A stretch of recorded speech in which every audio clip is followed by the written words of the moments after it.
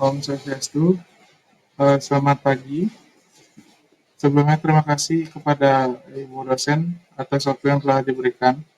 Perkenalkan saya Ido Madejana Jaya, NIM 002 dari program studi Profesi Apoteker. Di sini izinkan saya mempresentasikan tentang konseling penggunaan obat konvensional kombinasi dengan fitofarmaka. Baik, presentasi akan saya mulai dari pengalaman pada saat konseling, di mana saya melakukan konseling uh, pada hari Rabu, tanggal 8 Oktober 2025. Lokasinya di Apotek Indobat Sumobau, di mana pada hari pelayanan saya melayani pasien dengan diagnosis hipertensi 145 per 100 mm Hg pada saat melakukan pengecekan.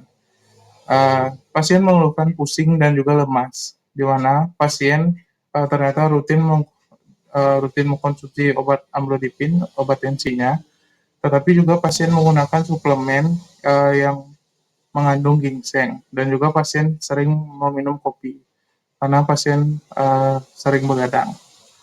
Saya menekankan pentingnya kepatuhan terhadap obat antihipertensi dan menyarankan penggunaan pengingat seperti alarm agar pasien tidak melewatkan jam untuk meminum obatnya. Dan juga saya menjelaskan tentang adanya interaksi antara penggunaan amlodipin dan juga uh, obat yang mengandung ginseng, dan juga dengan kopi, di mana kopi juga dapat menyebabkan kenaikan pada tensi. Baik, baik, perasaan saya pada saat konseling, saya senang karena dapat meningkatkan pemahaman pasien tentang pentingnya kepatuhan terhadap terapi hipertensi dan juga interaksi antara obat herbal yang mengandung ginseng dan kopi yang berinteraksi dengan obat amlodipin. Dari pengalaman ini, saya dapat belajar bahwa menjadi apoteker tidak hanya berperan dalam memberikan obat, tetapi juga membangun kepercayaan melalui edukasi yang dimana berbasis bukti atau evidence-based medicine, dan juga kepatuhan pasien dapat dipengaruhi dengan cara komunikasi.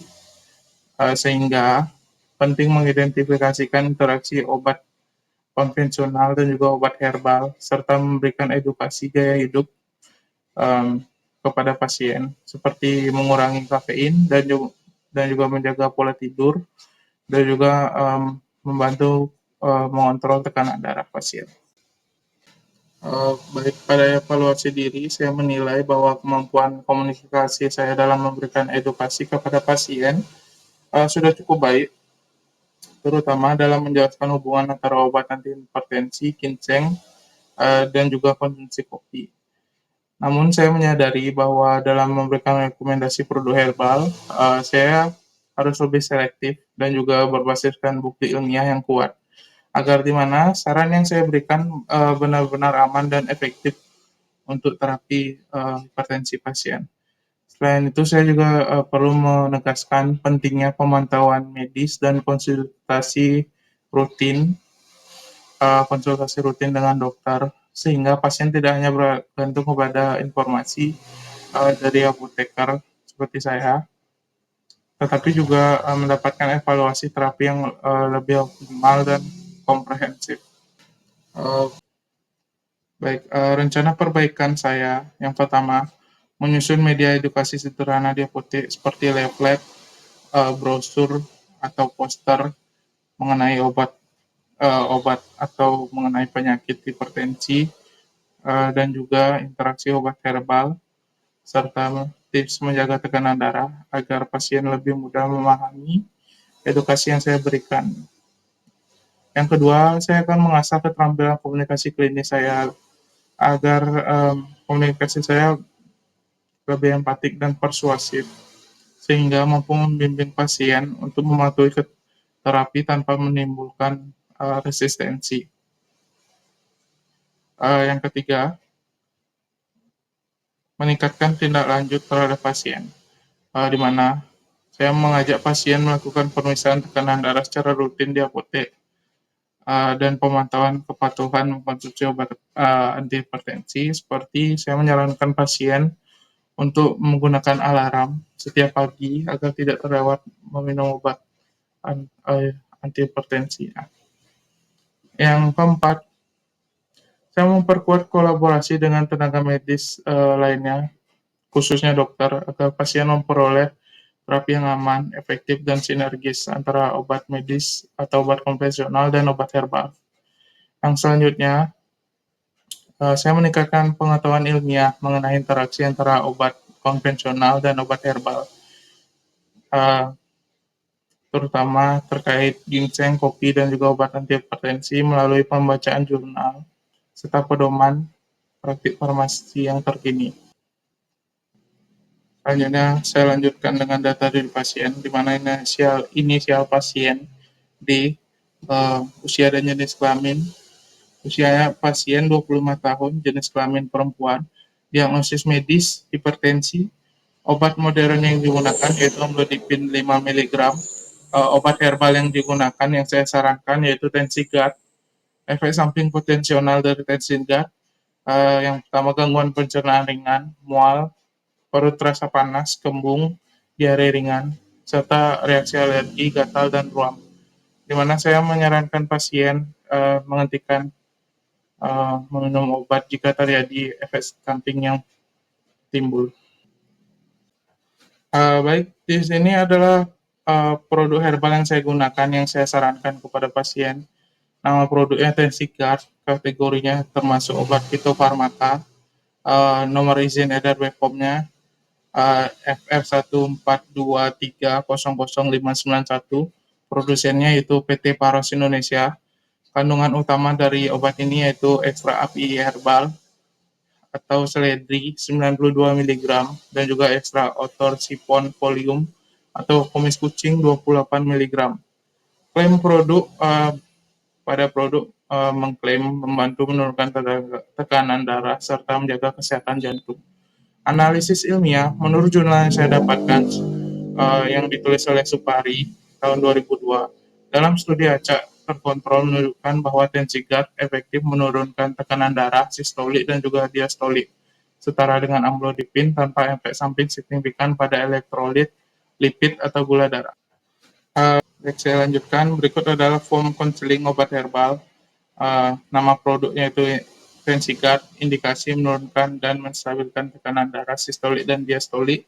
Aturan pakainya 3 kali sehari, 1 kapsul setelah makan. Efek samping potensial, gangguan pencernaan ringan, seperti mual, perut terasa panas, kembung, diare ringan, dan juga reaksi alergi seperti gatal dan ruam.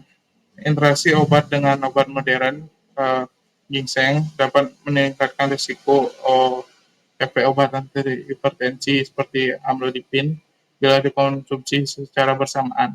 Kayu manis, efek antiplatelet dan hipoglikemik dapat meningkatkan risiko efek obat antidiabetik. Temulawak, potensi efek hepatotoksik jika konsumsi berlebihan. Edukasi yang dapat disampaikan yaitu berikan jeda waktu antara penggunaan obat herbal dan juga obat konvensional, dan juga pantau tekanan darah secara rutin. Hentikan penggunaan obat jika muncul alergi atau gangguan pencernaan yang signifikan. Baik, saya lanjut. Baik, di sini adalah literatur yang saya gunakan atau jurnal-jurnal yang saya gunakan. Yang pertama ada dari jurnal yang berjudul Use of Herbal Product and Potential Interaction in Cardiovascular Patient, yang ditulis oleh Tachian dan kawan-kawan tahun 2010, mohon maaf. Ringkasan hasil penelitian di mana ginseng dapat meningkatkan aktivitas sistem parasimpatik dan meningkatkan tekanan darah, sehingga dapat mengurangi efek vasodilatasi amlodipin. Interaksi ini bersifat farmakodinamik. Relevansi terhadap kasus pasien. Jurnal ini relevan dengan kasus pasien yang konsumsi ginseng bersamaan dengan amlodipin, di mana penghentian ginseng membantu meningkatkan efektivitas terapi antihipertensi. Jurnal yang kedua yaitu dengan judul Pengaruh Konsumsi Kopi Terhadap Tekanan Darah, yang ditulis oleh Amin dan kawan-kawan tahun 2023. Ringkasan hasil jurnal yaitu pada penelitian ini menunjukkan bahwa orang yang mengkonsumsi kopi umumnya mengalami peningkatan tekanan darah, terutama karena kandungan kafein yang bersifat bioaktif. Relevansi terhadap kasus pasien, di mana dalam kasus ini pasien memiliki kebiasaan minum kopi. Temuan ini mendukung anjuran untuk mengurangi konsumsi kopi, terutama di malam hari, agar tekanan darah pasien tidak makin meningkat. Baik, selanjutnya refleksi terkait kasus. Dari kasus ini dipelajari bahwa penggunaan suplemen herbal seperti ginseng oleh pasien hipertensi dapat mempengaruhi efektivitas obat hipertensi melalui interaksi farmakodinamik. Kebiasaan mengonsumsi kafein dan pola hidup seperti begadang juga dapat memperburuk kontrol tekanan darah. Penting bagi apoteker untuk memahami interaksi antara obat konvensional dan herbal, serta faktor gaya hidup yang dapat mempengaruhi terapi pasien. Baik, akan saya lanjutkan implikasi untuk praktik apoteker di apotek. Yang pertama, menilai kelayakan penggunaan suplemen ginseng pada pasien hipertensi berdasarkan tekanan darah, riwayat obat antihipertensi, dan juga kondisi klinis pasien. Selanjutnya menjelaskan bahwa ginseng dapat mempengaruhi efektivitas amlodipin melalui interaksi farmakodinamik, dan juga anjurkan pasien untuk menghentikan sementara konsumsi suplemen ginseng dan juga mengurangi konsumsi kopi terutama pada malam hari. Dan juga menekankan pentingnya kepatuhan terapi dan pemantauan tekanan darah secara rutin kepada pasien. Baik, selanjutnya akan saya tampilkan dokumentasi video konseling obat antihipertensi dan juga obat herbal yang digunakan pasien, yaitu yang saya sarankan yaitu obat Tensigard.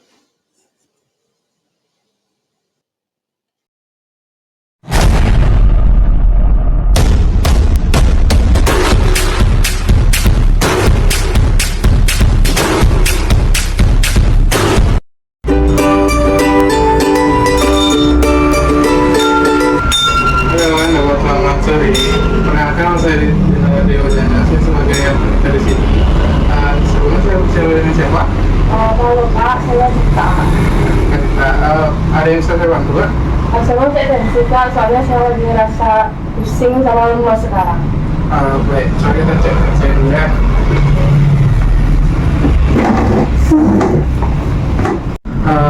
Baik Kak, tadi keluhannya pusing sama lemas ya? Ada keluhan lain? Enggak sih Pak, cuma pusing sama lemas aja. Coba kita cek dulu tensinya ya. Kiri?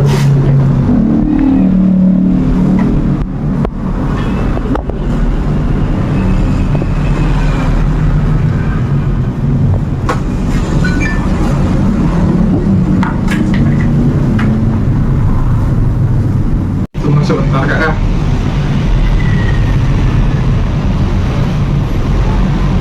A few moments later. Baik Kak, sebelumnya memang udah ada riwayat hipertensi? Memang ada riwayat hipertensi sih Kak. Udah ada riwayat hipertensi ya, udah ada periksa ke dokter berarti ya? Sudah.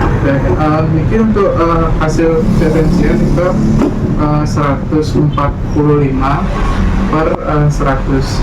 Karena itu tensinya tinggi Kak ya. Sebelumnya obat dari dokternya disarankan untuk minum obat apa? Saya disaranin sempat minum amlodipin yang 5 mg sih Kak. Obatnya amlodipin 5 ml ya. Boleh saya tahu katanya minum obat amlodipinnya berapa kali sehari? Dikasih tahunya sama dokter minumnya 1 kali aja pagi hari sih Kak. 1 kali sehari. Minum obatnya udah rutin? Minum obatnya udah rutin. Rutin ya. Baik, untuk penggunaan amlodipinnya udah benar ya. Nanti dilanjutkan aja minumnya 1 kali sehari, 1 tablet pagi hari setelah makannya. Boleh saya tahu apakah ada minum obat lain atau enggak selain amlodipin? Saya sempat sih sih Kak minum vitamin yang ada kandungan ginsengnya, soalnya saya ngerasa lemas, jadi saya minum itu buat nambah stamina. Sama saya sering banget ngopi, soalnya saya sering badan Kak. Oh ya. Kalau minum vitamin yang ada ginsengnya juga sering berarti ya?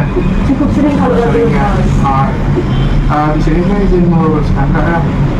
Di mana penggunaan obat amlodipin, obat kecil yang disertai atau digabung dengan obat seperti kayak ginseng untuk menambah stamina itu tidak dianjurkan ya. Karena kenapa? Karena ginseng itu bekerja dalam menurunkan efektivitas dari obat amlodipin itu sendiri. Obat itu obatnya untuk ginseng itu mungkin bisa di stop dulu. Dan kalau untuk kopi, saya juga menyarankan untuk di stop dulu minum obat kopinya, karena kopi itu juga menyebabkan tensinya atau tensinya naik.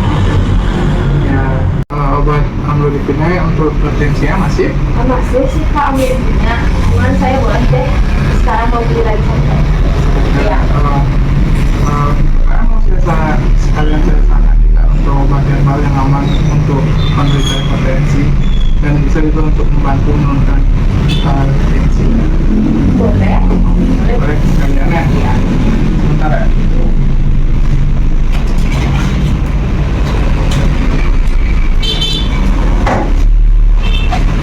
Ini untuk amlodipin ya Kak ya, dan ini untuk obat namanya Tensiga, dan obat ini efektif dan aman jika dikonsumsi barengan dengan obat amlodipin. Ini obatnya untuk membantu menurunkan tensi dan juga tensi. Ini nanti amlodipinnya nanti sesuai minumnya nanti sesuai sama dosis dari dokternya. Minumnya ini 1 kali sehari, 1 tablet pagi hari setelah makan, dan untuk tensinya bisa diminum 3 kali sehari, 1 tablet setelah makan. Dan kalau diingetin Mbak ya, untuk minum amlodipinnya jangan sampai bolong-bolong, kalau bisa rutin. Kalau bila perlu mungkin dibuatin alarm tiap pagi untuk minum amlodipinnya. Dan juga mungkin untuk terapi farmakologinya bisa nanti kakaknya kurangi dulu minum kopinya ya, karena kopi juga menyebabkan tensi tinggi karena mengandung kafein. Dan juga untuk begadangnya mungkin dikurangi dulu, dan bisa juga istirahatnya lebih teratur lah ya, dijaga istirahatnya biar nggak sampai kecapean ya. Nanti kalau ada kita rasa mual setelah minum obat ini, nanti penggunaan obatnya bisa di stop dulu ya, mungkin konsultasi dulu pada dokter untuk melanjutkan obatnya. Baik, ada yang bisa dibantu lagi ya? Sudah jelas ya? Oke, pembayarannya nanti sebelah sini. Baik Kak, ini untuk obatnya, untuk expirednya sih obatnya masih lama ya, di bulan 7 tahun 2027 untuk amlodipinnya, dan untuk tensinya di bulan 6 2028 ya, makanya Jadi berapa Kak?